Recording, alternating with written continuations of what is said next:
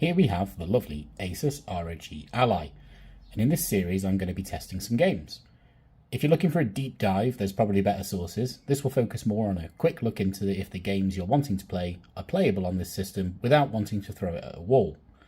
I'll be testing it a few different ways in both the 15 watt performance setting and 25 watt turbo setting, and I'm looking to see if we can reach a playable FPS without compromising too much on the graphical fidelity, mostly using presets within the game itself. So let's get started. Lego Star Wars: The Skywalker Saga. Now, does it work on the Ally? As you've probably seen from the title, no, it doesn't really work on the Ally, not out of the box anyway, and I'll show you what I mean. There is a fix to get it working, and I'll go through it on this video and then we'll test it.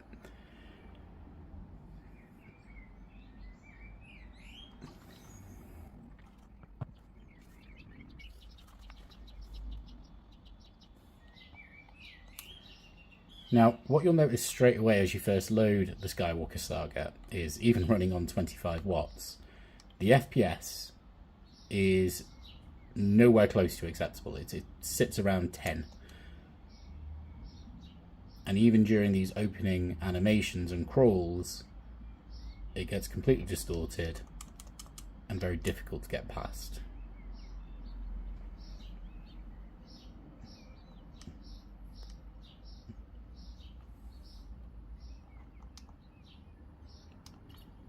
See how even the skip button down the bottom is struggling to make it all the way around.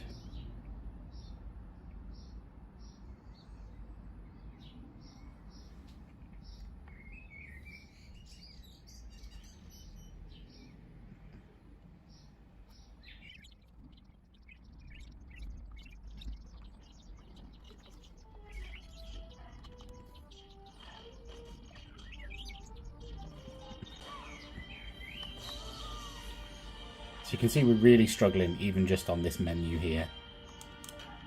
We're not even into the game engine. So I'm going to quit out of the game because otherwise if we go into the game it becomes even harder to get out of it. As the menus just run so slowly like this.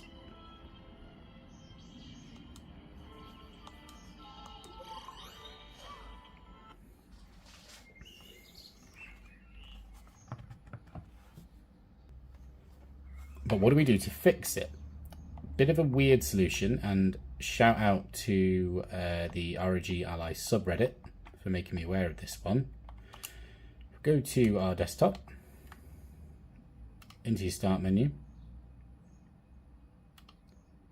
onto control panel, hardware and sound, into device manager.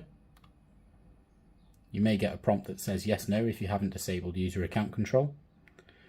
On human interface devices, find the HID compliant touchscreen, right click it with the right trigger and click disable device. Now this will fully disable the touchscreen. It won't recognize any touch inputs at all.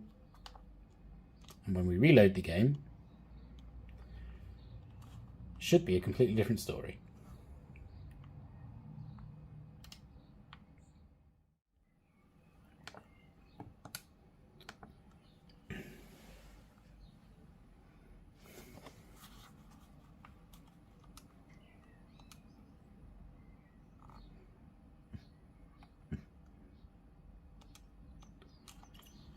So you see pretty much straight away everything's moving at a decent speed.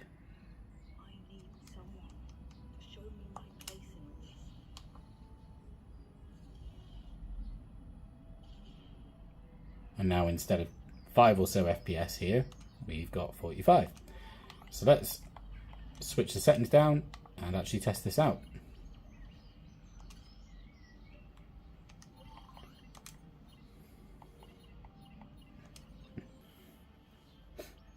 We're going to keep this one on 1080p. To be honest, whenever I've tried to change the resolution, it just goes into a small box, and usually you would solve that by just tapping in the game window.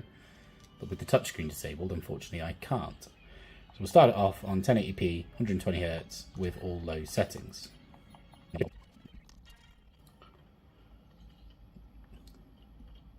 And we are the super annoying Jar Jar Binks in this save. You can see FPS wise we're looking 40-ish, which is pretty good. Swap over to Qui-Gon.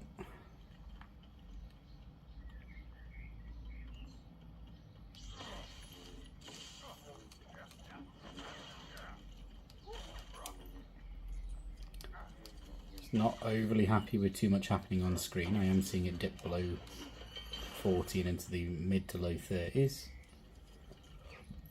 I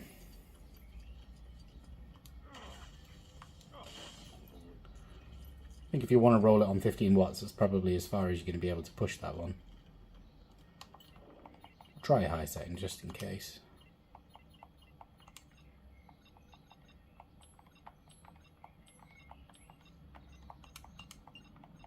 Crank everything up a notch.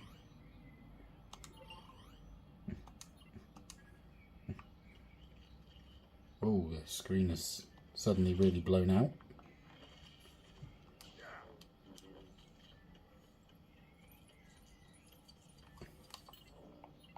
Is that the image sharpening?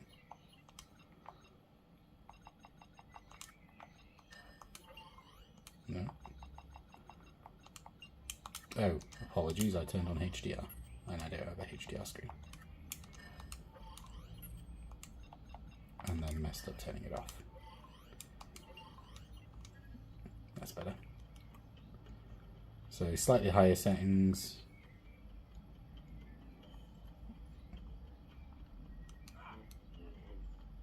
Between 30 and 40.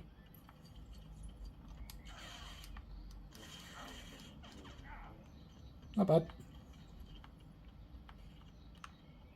Not great, not bad. Pop this up to 25 watts. And the same settings.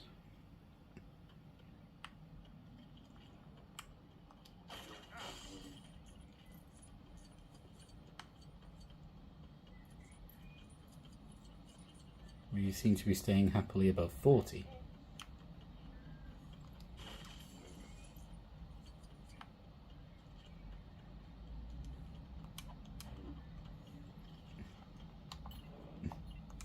Let's drop this down one notch. Let's treat ourselves. Let's try it on max.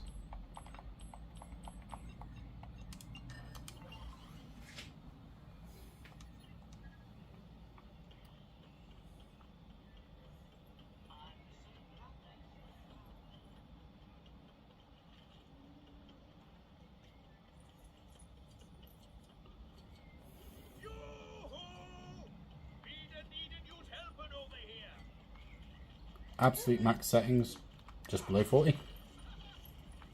Sometimes over 40. And it looks great.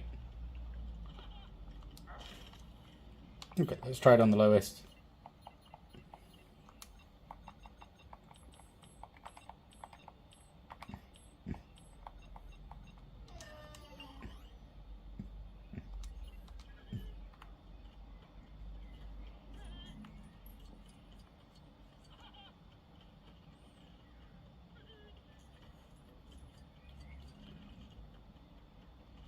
And we're comfortably closer to 50. A little bit under.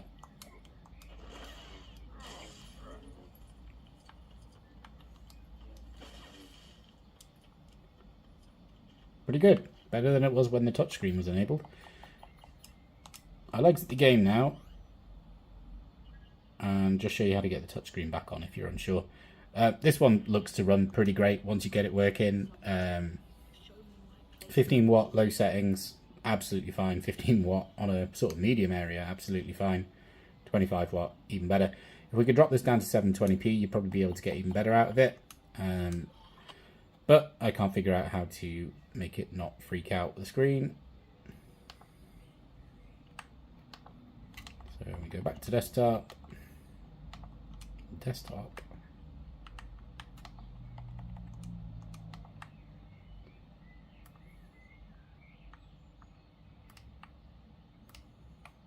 You'll see my touchscreen is still disabled. We go back into Device Manager. find the touchscreen, and we just enable device, and we're back, just like that. Piece of cake. Hope you like this testing video. We've got plenty more to come. Subscribe to Just Nerdy Things for more videos like this.